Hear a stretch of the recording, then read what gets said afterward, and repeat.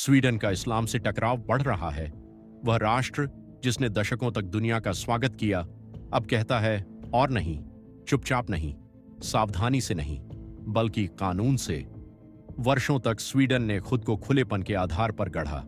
खुली सीमाएं, खुला समाज, दुनिया भर में प्रशंसित देश। पर अब वह दौर खत्म।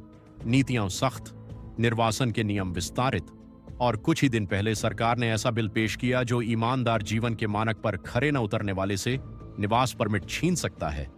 यह अब कोई बहस नहीं, एक निर्णायक मोड़ है। आइए इसे समझें। स्वीडन लंबे समय से पृथ्वी के सबसे स्थिर, व्यवस्थित और सुचारू समाजों में से एक रहा है। उच्च वेतन, विश्व स्तरीय स्वास्थ्य, उदार कल्याणकारी राज्य, सरकार के कामकाज का आदर्श। दशकों तक स्वीडिश मॉडल दिखाता रहा कि समाज खुला और समृद्ध दोनों हो सकता है। उदारता और व्यवस्था में चुनना नहीं पड़ता। पर स्वीडन को अनूठा बनाता था पैसा या ढांचा नहीं, बल्कि विश्वास। गॉथेनबर्ग विश्वविद्यालय के क्वालिटी ऑफ गवर्नमेंट इंस्टीट्यूट ने दशकों अध्ययन कर स्वीडन के सामाजिक विश्वास को नॉर्डिक गोल्ड कहा है। यह सार्वजनिक प्रणालियों का खर्च घटाता है, लोगों को दुनिया के सबसे ऊंचे कर चुकाने को प्रेरित करता है, क्योंकि उन्हें लगता है हर कोई अपना हिस्सा दे रहा। यह राज्य को हल्के हाथ से शासन करने देता है, क्योंकि ज्यादातर लोग स्वेच्छा से नियम मानते हैं, बिना दबाव के। यही कुंजी है। स्वीडन की व्यवस्था पुलिस या निगरानी से नहीं बंधी थी, वह एक साझा समझ से जुड़ी थी। हम सब एक ही नियमों से चलें और बदले में व्यवस्था हमारा ख्याल रखे। यह एक सामाजिक अनुबंध था, अदृश्य, अलिखित, पर गहरा महसूस किया गया।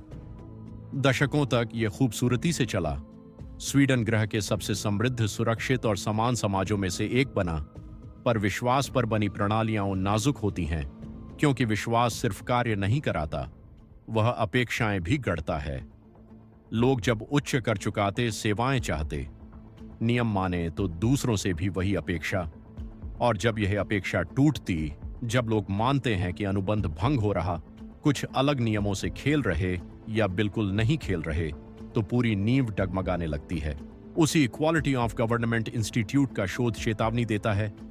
एक बार जब कथित अन्याय व्यवस्था में घुसे, चाहे भ्रष्टाचार, दुर्व्यवहार या नियम उल्लंघन से, नकारात्मक चक्र शुरू हो सकता है। लोग सिर्फ नियम तोड़ने वालों पर ही नहीं, व्यवस्था पर भी विश्वास खो देते हैं। और ठीक यही होना शुरू हुआ। 2015 में स्वीडन ने ऐसा अनुभव किया जिसने उसकी राजनीति, पहचान और भविष्य को नया आकार दिया। एक ही साल में 130,000 लोगों ने देश में शरण मांगी, जिनमें से लगभग 100,000 कुछ तीव्र शरद महीनों में पहुंचे। संदर्भ हेतु, उस वर्ष स्वीडन में प्रति 100,000 निवासियों पर करीब 1,600 शरण आवेदक थे। यह पूरे यूरोप में प्रति व्यक्ति सबसे अधिक आव्रजन में से एक था, फ्रांस से बहुत अधिक, और यूरोपीय संघ में शीर्ष पर। सबसे बड़ा समूह सीरिया से आया, लगभग 31,000 लोग, एक गृहयुद्ध से भागते हुए जिसने पहले ही लाखों विस्थापित किए थे। उनके बाद अफगानी थे, करीब 42,000, कई अकेले नाबालिग। फिर इराकी, लगभग 21,000। हजारों और इरिट्रिया, सोमालिया व अन्य संघर्ष क्षेत्रों से पहुंचे। इनमें से कई प्रवाह उन क्षेत्रों से थे जहां इस्लाम बहुसंख्यक धर्म है। इसी कारण स्वीडन में प्रवासन बहस को अक्सर, चाहे सही या गलत, मुस्लिम एकीकरण पर बहस के रूप में गढ़ा गया। पर प्रवासन प्रणाली सिर्फ राष्ट्रीयताओं और कानूनी श्रेणियों पर काम कर रही थी, धर्मों पर नहीं। इस पैमाने ने देश को अभिभूत कर दिया। स्वीडिश प्रवासन एजेंसी ने स्थिति को आधुनिक इतिहास में अभूतपूर्व बताया। आवास कम पड़े, शरणार्थी नवंबर की सर्दी में बाहर सोए, नगर पालिकाएं स्कूली शिक्षा और सामाजिक सेवाओं से तालमेल नहीं बिठा पाईं। प्रसंस्करण समय महीनों, फिर सालों तक खिंचा, और 24 नवंबर 2015 को सरकार ने ऐतिहासिक प्रेस कॉन्फ्रेंस की। स्वीडन ने अन्य यूरोपीय संघ देशों के विरुद्ध सीमा नियंत्रण लगाए, शरण नियमों को सख्त किया और स्थायी के बजाय अस्थायी निवास परमिट जारी करना शुरू किया। निजी नागरिकों और संगठनों ने शरणार्थियों से ट्रेन स्टेशनों पर मिलने, कपड़े जुटाने और घर खोलने को समर्थन दिया। पर राज्य अपनी सीमा तक पहुंच चुका था। यह एक नाटकीय उलटफेर था और एक संकेत कि कुछ मौलिक बदल गया। पर 2015 सिर्फ एक पल नहीं था, यह एक बहुत लंबी श्रृंखला प्रतिक्रिया की शुरुआत थी, जो आज भी जारी है। 2015 में सुरक्षा चाहने वाले अधिकांश लोग वहीं रहे। स्वीडिश प्रवासन एजेंसी के डेटा के अनुसार उनमें से करीब 66,000 के पास अब स्वीडिश नागरिकता है। करीब 29,000 पंजीकृत हैं कि वे चले गए, यद्यपि कुछ प्रस्थान अलेखित रहे होंगे। बाकी वहीं रहे और स्वीडन की स्थापित वास्तविकता का हिस्सा बने। चुनौती अब आने वालों की नहीं थी, बल्कि उनके आने के बाद की घटनाओं की थी, और आंकड़े एक जटिल कहानी बताते हैं। नॉर्डिक सांख्यिकी डेटाबेस के अनुसार 2021 में मूल स्वीडिश और गैर यूरोपीय संघ प्रवासियों के बीच रोजगार अंतर 17% अंक था, विकसित अर्थव्यवस्थाओं में सबसे बड़ा। स्वीडन के संवेदनशील क्षेत्रों में उच्च अपराध दर, कम आय, श्रम बाजार से कमजोर संबंध, पुलिस आकलन में प्रवासी आबादी 50 से 60% तक पहुंची। 2025 के अंत तक सांख्यिकी स्वीडन ने बताया कि देश के 35 से 7% निवासी या तो विदेशी जन्मे थे या उनके कम से कम एक माता पिता विदेश में जन्मे थे। कुल आबादी का लगभग 20%, 2.1 मिलियन से अधिक लोग पूरी तरह स्वीडन के बाहर जन्मे थे, और 2025 में जनसंख्या वृद्धि पूरी तरह विदेशी पृष्ठभूमि वाले निवासियों से हुई, जबकि मूल स्वीडिश आबादी 8,100 घटी। इसका मतलब व्यवस्था का पतन नहीं था, पर यह अभूतपूर्व दबाव में थी। आवास पर तनाव था, कल्याणकारी लागतें बढ़ रही थीं, एकीकरण के परिणाम असमान थे, और सार्वजनिक बातचीत बदल रही थी, क्योंकि स्वीडन को जोड़े रखने वाला सामाजिक अनुबंध अब कम निश्चित लग रहा था। कम लोगों को यकीन था कि सब एक ही नियमों से चल रहे। फिर वह चीज आई जिसने बातचीत को पूरी तरह बदला, बंदूक हिंसा। स्वीडन, कभी यूरोप के सबसे सुरक्षित देशों में से एक, ऐसे आंकड़े दर्ज करने लगा जिसने अपने अपराध शास्त्रियों को भी चौंका दिया। स्वीडन की अपराध निवारण राष्ट्रीय परिषद ब्रॉआ के अनुसार 2013 से देश में हत्या दर काफी बढ़ी है, मुख्यतः गोलीबारी से। जबकि अन्य यूरोपीय देशों में बंदूक हत्याएं घटीं, स्वीडन विपरीत बढ़ा। आंकड़े स्टार्क हैं। स्वीडन की बंदूक हत्या दर अब प्रति मिलियन निवासियों पर लगभग 4 मौतें प्रति वर्ष हैं। यूरोपीय औसत 100 है। ब्रू के अध्ययन में किसी देश में ऐसी लगातार वृद्धि नहीं मिली। 2023 तक स्वीडन में बंदूक हिंसा यूरोपीय औसत से 2.5 गुना बढ़ी। अधिकांश हिंसा आपराधिक गिरोहों, ड्रग नेटवर्क, क्षेत्र विवादों में केंद्रित है, उन्हीं संवेदनशील क्षेत्रों में जहां एकीकरण कमजोर था। 2024 में घातक हिंसा के 45 मामलों में आग्नेयास्त्र इस्तेमाल हुए, 40 में पीड़ित पुरुष था। फिर फरवरी 2025 में स्वीडन ने इतिहास की सबसे खराब सामूहिक गोलीबारी झेली। ओरेब्रो में एक वयस्क शिक्षा केंद्र में 11 मारे गए। संदिग्ध के कोई गिरोह संबंध या वैचारिक मकसद नहीं था, पर घटना ने हिंसा और सुरक्षा पर पहले से चिंतित देश में सदमे की लहरें भेजीं। यह अमूर्त नहीं था, यह सड़कों, पड़ोस, कक्षाओं में महसूस हुआ। माता पिता बच्चों के स्कूल जाने को लेकर चिंतित थे। पुलिस के अनुसार पिछले साल कम से कम 18 निर्दोष लोग गोलीबारी में फंसे, मारे गए, और इसने एक राजनीतिक मांग पैदा की जिसे कोई भी पार्टी, वाम या दक्षिणपंथी, अनदेखा नहीं कर सकती थी। पर आगे जो हुआ वह अपराध आंकड़ों से परे है। स्वीडिश सरकार ने सिर्फ पुलिसिंग से जवाब नहीं दिया, उन्होंने कहीं अधिक व्यापक तरीके से जवाब दिया। 2022 में उल्फ क्रिस्टर्सन प्रधानमंत्री बने, जिन्होंने मॉडरेट पार्टी क्रिश्चियन डेमोक्रेट्स और लिबरल्स के केंद्र दक्षिणपंथी गठबंधन का नेतृत्व किया, जिसे संसद में स्वीडन डेमोक्रेट्स का समर्थन मिला। यह पार्टी उस चुनाव में 20.5% वोटों के साथ देश की दूसरी सबसे बड़ी बनी। स्वीडन डेमोक्रेट्स को कभी राजनीति का छूत माना जाता था। हर पार्टी ने उन्हें कॉर्डन सैनिटेयर के पीछे रखा। उनकी जड़ें धुर दक्षिणपंथी तत्वों में थीं, और वर्षों तक मुख्यधारा की स्वीडिश राजनीति ने उनसे जुड़ने से इनकार किया। पर 2022 तक अव्रजन और अपराध से जनता की हताशा ने उस दीवार को राजनीतिक रूप से अस्थिर कर दिया। अब स्वीडन डेमोक्रेट्स सरकार के विधायी एजेंडे के पीछे थे। टिडो समझौते में औपचारिक एक गठबंधन योजना जिसने आव्रजन सुधार को नीति का केंद्र बनाया। उस एजेंडे की एक स्पष्ट प्राथमिकता थी स्वीडन की आव्रजन प्रणाली का पूर्ण व्यवस्थित सुधार। परिणाम तेजी से आए। 2024 और 2025 के बीच शरणावेदन 30% घटे। प्रवासन एजेंसी ने 2025 में 80,000 से कम निवास परमिट जारी किए, जिनमें से केवल 6% शरण उद्देश्यों के लिए थे, जो 2018 में 18% से कम था। 2026 में सरकार ने एक अंतर्राष्ट्रीय ध्यान खींचने वाली चीज पेश की। स्वैच्छिक वापसी अनुदान जो 350,000 स्वीडिश क्रोनर तक करीब 24,000 अमेरिकी डॉलर उन प्रवासियों के लिए था जिन्होंने स्वीडन छोड़ अपने घर लौटने का विकल्प चुना। यह पिछली 10,000 क्रोनर की सीमा से 3,400% की वृद्धि थी। सरकार की जांच ने वृद्धि के खिलाफ चेतावनी दी थी, कहा था कि अपेक्षित प्रभावशीलता लागत को उचित नहीं ठहराती। सरकार फिर भी आगे बढ़ी। 2025 में 8,300 से अधिक लोगों ने स्वेच्छा से स्वीडन छोड़ा, पर वह सब सिर्फ एक तैयारी थी, क्योंकि स्वीडन ने इस सप्ताह जो घोषणा की है वह पहले कभी नहीं हुआ। यदि आप इसका अनुसरण कर रहे हैं तो फॉल ऑफ नेशंस को सब्सक्राइब करें, क्योंकि स्वीडन ने जो किया है वह पूरे महाद्वीप में आव्रजन नीति को नया आकार दे सकता है। 24 मार्च 2026 को, बस कुछ दिन पहले, प्रवासन मंत्री जोहान फॉर्ससेल पत्रकारों के सामने खड़े हुए और एक विधेयक पेश किया जो स्वीडन में एक गैर नागरिक के रूप में रहने के अर्थ को मौलिक रूप से बदल सकता है। यह प्रस्ताव एक पुराने स्वीडिश नाम और नए राजनीतिक उद्देश्य पर केंद्रित है, वैंडेल यानी आचरण, चरित्र या जीवन शैली। इस नए ढांचे में एक विदेशी नागरिक के व्यवहार का मूल्यांकन सिर्फ प्रवेश पर नहीं, बल्कि पूरे प्रवास के दौरान लगातार होगा। और यदि वह व्यवहार ईमानदार जीवन के स्वीडिश मानक से कम आंका जाता है, तो निवास परमिट रद्द किया जा सकता है और व्यक्ति को निर्वासित किया जा सकता है। यह आपराधिक अपराधों तक सीमित नहीं, विधेयक बहुत आगे जाता है। आरण चुकाने से इनकार, स्वीडिश अधिकारियों के निर्णय अनदेखा करना, कल्याणकारी व्यवस्था में धोखाधड़ी, बिना कर चुकाए काम, जुर्माने का भुगतान न करना, ये सभी अब स्वीडन में रहने का अधिकार खोने के आधार बन सकते हैं।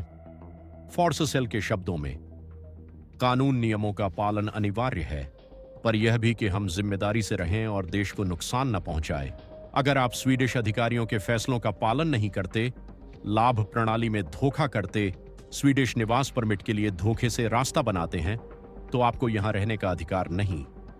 विधेयक अधिक संवेदनशील क्षेत्रों तक पहुंचता है। आपराधिक नेटवर्क, चरमपंथी आंदोलनों, हिंसक व्यक्तियों से संबंध आचरण मूल्यांकन में कारक हो सकते हैं, आपराधिक दोष सिद्धि के बिना भी। मौखिक बयान अकेले कार्रवाई के आधार नहीं, पर चरमपंथी संबंधों के संकेतक माने जा सकते हैं, लुडविग एस्पलिंग के अनुसार। सीमाएं हैं। भेद्यता के कारण वेश्यावृत्ति या वास्तविक आवश्यकता से भीख मांगना आचरण की कमी नहीं मानी जाएगी। आरणों के लिए कार्रवाई हेतु भुगतान न करने की स्पष्ट अनिच्छा का पैटर्न चाहिए, न कि सिर्फ वित्तीय कठिनाई। सरकार ने मानसिक बीमारी या विकलांगता जैसी स्थितियों को व्यक्तिगत मूल्यांकन में तौलने की बात मानी। मानवाधिकार पर यूरोपीय कन्वेंशन और बाल अधिकारों पर संयुक्त राष्ट्र कन्वेंशन दोनों लागू, पर यहां एक महत्वपूर्ण विवरण है। वेंडेल की अवधारणा जानबूझकर सख्त कानूनी परिभाषा के बिना छोड़ी गई है। सरकार ने इसे परिभाषित करने पर विचार किया, पर नहीं करने का चुनाव किया। तर्क था, तय परिभाषा या तो बहुत संकीर्ण होगी या अर्थ विकृत करेगी। इसके बजाय मानक जानबूझकर व्यापक है। इसमें सिर्फ नियम तोड़ने वाले नहीं, बल्कि जिसे अधिकारी मानदंड तोड़ने वाला व्यवहार मानते हैं वह भी शामिल है। यदि पारित, कानून 13 जुलाई 2026 को लागू होगा, स्वीडन के 13 सितंबर चुनाव से सिर्फ 2 महीने पहले। यह समय कोई संयोग नहीं, पर यहां यह सचमुच विवादास्पद होता है। वह अपरिभाषित मानक पूरी बहस की आधार रेखा है। समर्थक इसे लचीलापन मानते हैं, दुरुपयोग के नए रूपों के अनुकूल, कल्याणकारी राज्य की अखंडता की रक्षा करने वाला उपकरण। आलोचक इसे ब्लैंक चेक देखते हैं, एक विवेकाधीन शक्ति जिसे अधिकारी अलग अलग व्याख्या कर सकते हैं और जो समुदायों में असमान लागू हो सकती है। स्वीडिश सिविल राइट्स डिफेंडर्स पीछे नहीं हटे। उनके कानूनी निदेशक जॉन स्टॉफर ने आगाह किया, प्रस्ताव कानून के समक्ष समानता को कमजोर कर सकता है। उन्होंने गैर आपराधिक भाषण को मूल्यांकन में तौले जाने पर खास चिंता जताई, इसे अभिव्यक्ति की स्वतंत्रता के लिए खतरा बताया, जो प्रवासी समुदायों में आत्म सेंसरशिप बढ़ा सकता है। औपचारिक बयान में उन्होंने तर्क दिया कि यह व्यवस्था आप कौन हैं इस पर निर्भर करते हुए अलग नियम बनाती है, जो समान व्यवहार के मौलिक सिद्धांतों के विपरीत है। स्वीडिश बार एसोसिएशन ने भी अनुपातिकता की चिंता जताई, तर्क दिया कि ऐसे व्यापक मानदंडों के कानूनी रूप से सुरक्षित अनुप्रयोग हेतु केस दर केस निर्णय आवश्यक था। स्पष्ट सीमाओं के बिना उन्होंने आगाह किया, कानून न्याय के बजाय सुविधा का उपकरण बन सकता है और कानूनी भाषा के नीचे गहरा तनाव पनप रहा है। स्वीडन अपनी जनसंख्या सांख्यिकी में धर्म दर्ज नहीं करता, पर देश के कई प्रवासी और शरणार्थी मुस्लिम बहुसंख्यक देशों से आते हैं, सीरिया, इराक, अफगानिस्तान, सोमालिया। अकादमिक शोध ने नोट किया है कि कैसे स्वीडिश सार्वजनिक प्रवचन में मुस्लिम अप्रवासी सामान्य रूप से अप्रवासी का पर्याय बन गया है। इसका अर्थ है कि औपचारिक रूप से तटस्थ भाषा में लिखा गया आचरण आधारित नियम अभी भी धार्मिक या सांस्कृतिक लेंस से देखा या लागू किया जा सकता है। सरकार जोर देती है कि यह किसी धर्म या समुदाय को निशाना नहीं बना रहा। स्वीडन में कई मुसलमान नागरिक हैं जो उन्हें इस कानून के दायरे से बाहर रखते हैं, पर धारणा मायने रखती है और पहचान, संबंध, विश्वास पर पहले से विभाजित समाज में धारणा नीति जितनी ही शक्तिशाली हो सकती है। और यह सिर्फ स्वीडन की समस्या नहीं, पूरे यूरोप में यही बहस अलग रूपों में चल रही है। डेनमार्क ने सालों पहले अपने आव्रजन नियम सख्त किए और अपने प्रत्यावर्तन अनुदान पेश किए। नीदरलैंड्स खड़े प्रवर्तन की ओर बढ़ा। फ्रांस और जर्मनी शरण ढांचे पर पुनर्विचार कर रहे। इटली ने प्रवासी प्रसंस्करण को लेकर यूरोपीय संघ से टकराव किया, पर स्वीडन का बदलाव एक प्रतीकात्मक महत्व रखता है जो अन्य देशों का नहीं। ठीक इसलिए क्योंकि यह कहां से शुरू हुआ। यह वह देश था जिसने प्रति व्यक्ति महाद्वीप पर किसी भी राष्ट्र से अधिक शरणार्थियों का स्वागत किया। वह देश जिसने खुलेपन और मानवीय प्रतिबद्धता पर अंतर्राष्ट्रीय प्रतिष्ठा बनाई। वह देश जिसके सहायता कार्यक्रम मॉडल थे और सामाजिक नीतियां दुनिया भर के विश्वविद्यालयों में पढ़ी जाती थीं। और अब 2026 में वही देश अपने आधुनिक इतिहास में सशर्त निवास के सबसे कठोर सिद्धांतों में से एक को औपचारिक बना रहा है, सिर्फ सीमा पर नहीं बल्कि प्रवेश के बाद लगातार रहने के अधिकार पर एक स्थायी फिल्टर के रूप में। कानून एक बार का हस्तक्षेप नहीं, इसे एक सतत तंत्र के रूप में डिजाइन किया गया है, एक फिल्टर जो तब तक चलता है जब तक एक गैर नागरिक स्वीडन में रहता है। अन्य यूरोपीय सरकारें बारीकी से देख रही हैं, सिर्फ यह देखने को नहीं कि कानून पारित होता है या नहीं, यह लगभग निश्चित है वर्तमान राजनीतिक संरेखण को देखते हुए, बल्कि यह देखने को कि आगे क्या होता है। क्या यह प्रवासन प्रणाली में जनता का विश्वास बहाल करेगा? क्या यह मानवाधिकार पर यूरोपीय कन्वेंशन के तहत न्यायिक समीक्षा में टिक पाएगा? क्या यह उन सामाजिक तनावों को कम करेगा जिन्हें यह संबोधित करने के लिए डिजाइन किया गया है, या उन्हीं विभाजनों को भड़काएगा जिन्हें इसे प्रबंधित करना था? क्योंकि कानून में सुरक्षा उपाय हैं, व्यक्तिगत मूल्यांकन, बाल अधिकार संरक्षण, यूरोपीय कन्वेंशन के संदर्भ। पर कागज पर सुरक्षा और व्यवहार में सुरक्षा एक नहीं होती, और किसी भी देश में व्यापक विवेकाधीन मानकों का इतिहास शायद ही कभी पूरी तरह समान अनुप्रयोग का इतिहास रहा है। जो कानूनी मसौदे में ठीक लगता है, वह राजनीतिक दबाव में सैकड़ों मामले निपटाते प्रवासन केस वर्कर्स की डेस्क पर बहुत अलग दिख सकता है। एक ऐतिहासिक प्रतिध्वनि भी ध्यान देने योग्य है। वेंडेल अवधारणा नई नहीं है। 1980 के दशक के सुधारों से पहले पिछली स्वीडिश आव्रजन कानूनों में असामाजिक व्यवहार से जुड़ी निष्कासन शक्तियां थीं। स्वीडन के अधिक अधिकार आधारित ढांचे की ओर बढ़ने से वे प्रावधान संकुचित या समाप्त हुए। हम अब जो देख रहे हैं कुछ मायनों में एक पुरानी राज्य वृत्ति का पुनरुत्थान है। विदेशी उपस्थिति केवल कानूनी स्थिति पर ही नहीं, बल्कि आंके गए चरित्र और निरंतर व्यवहार पर सशर्त है। तो यह है निष्कर्ष, स्वीडन ध्वस्त नहीं हो रहा, पर यह बदल रहा है, दबाव में, तेजी से, और उन तरीकों से जो एक दशक पहले अकल्पनीय थे। वह देश जिसने कभी कड़ी रेखाएं खींचने से परहेज किया, अब उन्हें कानून में लिख रहा है। स्वीडन में निवास अब एक बार का अनुदान नहीं, यह एक निरस्त किए जा सकने वाले अनुबंध के करीब है, जिसे सिर्फ आपराधिक अदालतों द्वारा नहीं बल्कि प्रशासनिक राज्य की रोजमर्रा की मशीनरी द्वारा भी नियंत्रित किया जाता है। और स्वीडन वास्तव में जो सवाल परख रहा है वह सिर्फ कौन संबंधित है नहीं, यह संबंध को कैसे लागू किया जाता है। एक उच्च विश्वास समाज में प्रवर्तन हमेशा अदृश्य था, क्योंकि अधिकांश लोग स्वेच्छा से पालन करते थे। एक आचरण आधारित निर्वासन व्यवस्था उस प्रवर्तन को दृश्यमान बनाती है। यह प्रवासी और राज्य के संबंध को एक सतत लेखा परीक्षा में बदलता है, और यह राष्ट्रीय बहस को आमंत्रित करता है कि वास्तव में ईमानदार जीवन क्या है, इसे कौन परिभाषित करता है, और क्या ऐसी परिभाषा किसी ऐसे देश में कभी भी वास्तव में तटस्थ हो सकती है जहां मूल जातीयता और धर्म पहले से ही लोगों की धारणा को आकार देते हैं? तत्काल प्रभाव, यदि यह कानून बनता है तो शायद असमान होगा। जो प्रवासी काम करते हैं, कर चुकाते हैं और नियमों के भीतर रहते हैं, उन्हें दैनिक जीवन में कम बदलाव दिख सकता है। पर आरण चुकाने से इनकार, कल्याणकारी दुर्व्यवहार या सुरक्षा जुड़े संघों के पैटर्न में फंसे लोगों को एक अव्रजन प्रणाली का सामना करना पड़ सकता है, जो अब उन पैटर्न को निष्कासन निर्णयों में बदलने के लिए सशक्त है, पहले से कहीं अधिक तेजी से, व्यापक रूप से और अधिक विवेक के साथ। क्या वह लेखा परीक्षा स्वीडन ने खोया विश्वास बहाल करेगी या जो बचा है उसे नष्ट कर देगी? यही सवाल देश के अगले अध्याय को परिभाषित करेगा।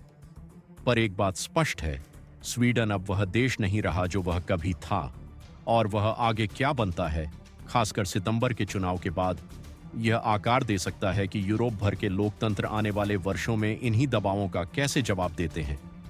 तो आप क्या सोचते हैं, क्या स्वीडन सही फैसला कर रहा है या यह एक कदम बहुत आगे है? हमें टिप्पणियों में बताएं। और यदि आप दुनिया को नया आकार देने वाली कहानियों से आगे रहना चाहते हैं तो फॉल ऑफ नेशंस को सब्सक्राइब करें।